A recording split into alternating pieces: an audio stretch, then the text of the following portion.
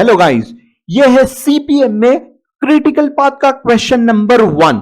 इस क्वेश्चन में आपको नेटवर्क डायग्राम तो निकालना ही है, लेकिन उसी के साथ साथ क्रिटिकल और नॉन क्रिटिकल पाथ को भी फाइंड आउट करना है।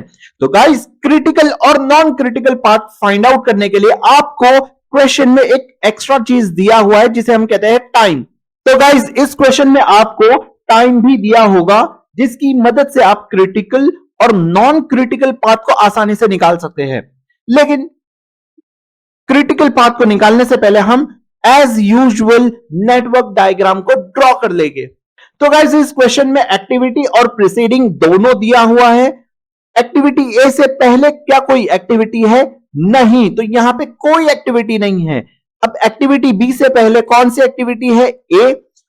इसी तरीके से सी से पहले है ए, डी से पहले है बी, ई से पहले है सी, एफ से पहले है डी, जी से पहले है ई और लास्ट में एच से पहले दो एक्टिविटीज है एफ कॉमा जी। तो गाइस, स्टार्ट करते हैं हमारा नेटवर्क डायग्राम। तो सबसे पहले मैं एक्टिविटी ए को देखूंगा। क्या एक्टिविटी ए से पहले कोई और एक्टिविटी है? नहीं, तो मैं यहां पे एक्टिविटी ए इस तरीके से बना लूंगा। ओके, अब मैं एक्टिविटी बी को देखूंगा। क्या बी से पहले कोई एक्टिविटी है? हाँ है, वो है एक्टिविटी ए। तो मैं एक्टिविटी बी को यहां पे बना लेता हूं। क्या मेरी अब मैं एक्टिविटी सी को देखूंगा। क्या मेरी सी से एक्टिविटी सी से पहले कोई एक्टिविटी है? हाँ है, ए। तो मैं एक सी को इस तरीके से बना लूंगा। इसका मतलब यह है कि बी और सी का स्टार्टिंग पॉइंट होने वाला है ए। अब बात आती है एक्टिविटी डी की। क्या डी से पहले कोई एक्टिविटी है? हाँ है, वो है बी। तो मैं डी को बी के आगे बनाऊंगा। अब इसी तरीके से एक्टिविटी ई से पहले कौन सी एक्टिविटी है? वो है एक्टिविटी सी। तो मैं सी के आगे ई को बनाऊंगा। अब इसी तरीके से एफ से पहले कोई एक्टिविटी है? हाँ है, वो है डी। तो एफ यहां बनेगा डी के आगे। और जी से पहले कौन सी एक्टिविटी है? वो है ई। तो ई के आगे बनेगा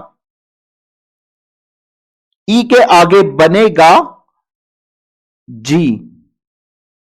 अब यहां पर एच से पहले कौन सी एक्टिविटीज है? वो है दो एक्टिविटीज एफ और जी।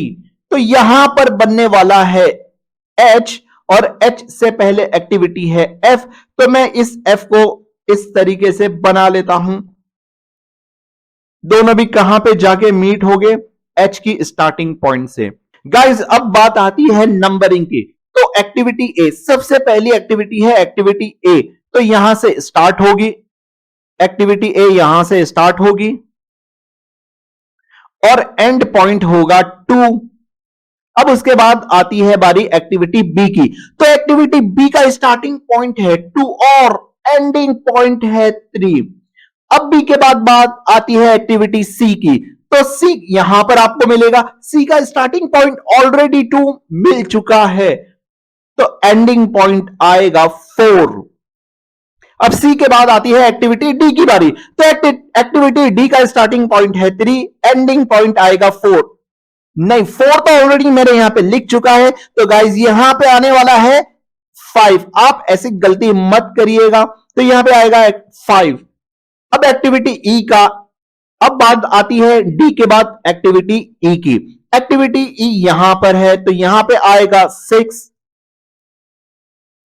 एक्टिविटी का एंडिंग पॉइंट हो गया 6। अब ई के बाद है एक्टिविटी एफ। तो एक्टिविटी एफ गाइज यहां पर है, तो ये आएगा 7। जैसे ही मैं यहां पे 7 लिखूंगा तो एक्टिविटी एफ और जी दोनों का एंडिंग पॉइंट तो सेम है 7। तो जी की भी बारी यहां पे हो गई है। अब बारी आती है एच की। तो एच का स्टार्टिंग पॉइंट है 7, एंडिंग पॉइंट बन जाएगा 8। तो गाइज, यहां पे हमने एक रफ नेटवर्क डायग्राम बना लिया है। अब इसे मैं एक प्रॉपर तरीके से बनाऊंगा। तो ये नेटवर्क डायग्राम बहुत ज्यादा इजी था। इसे बनाने के लिए मुझे कोई दिक्कत नहीं पड़ी।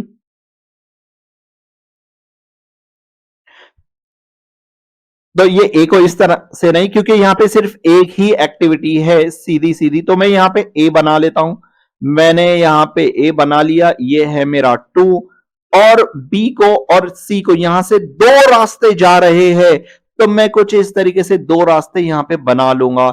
यहां पे है 3, मैं यहां से सीधा सीधा चल रहा हूं, यहां पे आएगा 5 और यहां पे रहेगा 4, यहां पे रहेगा ई और गाइज यहां पे रहेगा 6। अब ये दोनों भी एक्टिविटी कहां पे मुझे मिल रही है?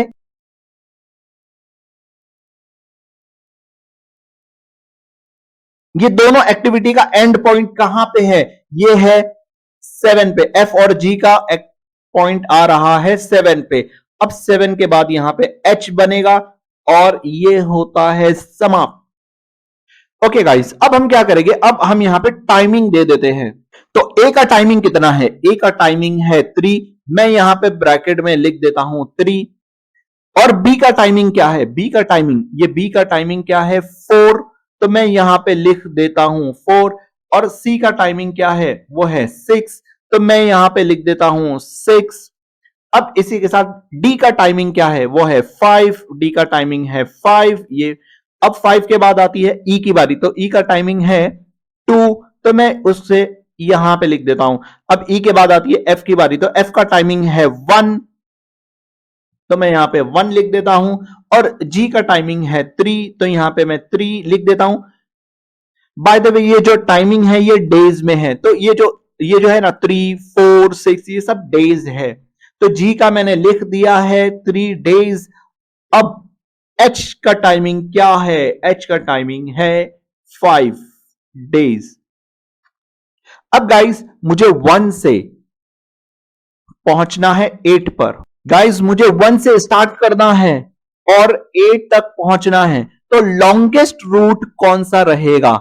मैं एक 1 से 2 की तरफ आऊंगा। अब 2 से दो रास्ते डिवाइड होते हैं, एक 3 की तरफ जाता है, एक 3 की तरफ जाता है और एक 4 की तरफ जाता है।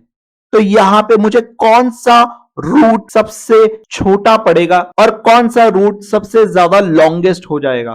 तो गाइस अब मुझे यहां पर दो पाथ मिल रहे हैं, 1 से 2, 2 से 3, 3 से 5, 5 से 7, 7 से 8। और जो दूसरा पाथ है वो है 1 से 2, 2 से 4, 4 से 6, 6 से 7 एंड देन 8।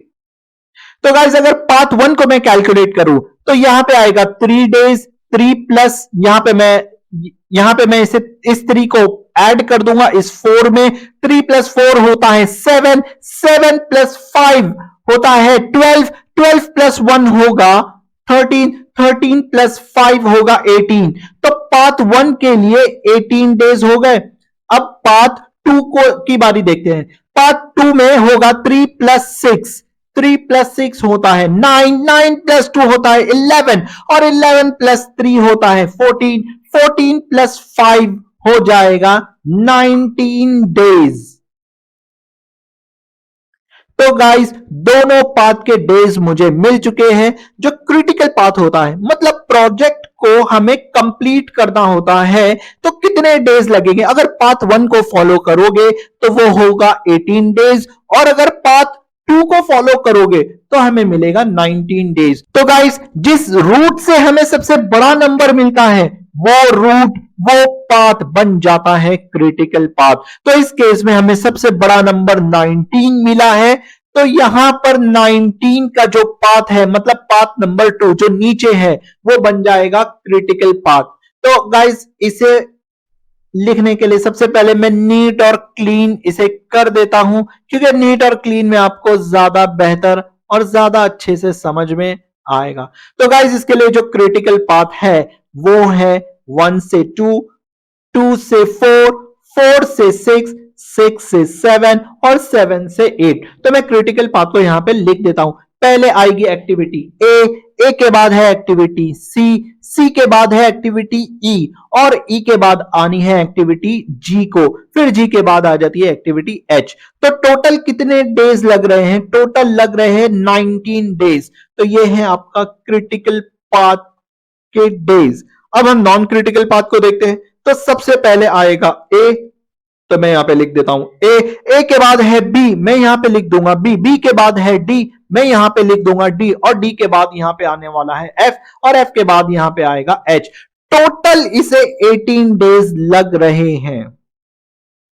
तो गाइस ये क्वेश्चन होता है कंप्लीट। अब हम मिलते हैं नेक्स्ट क्वेश्चन में।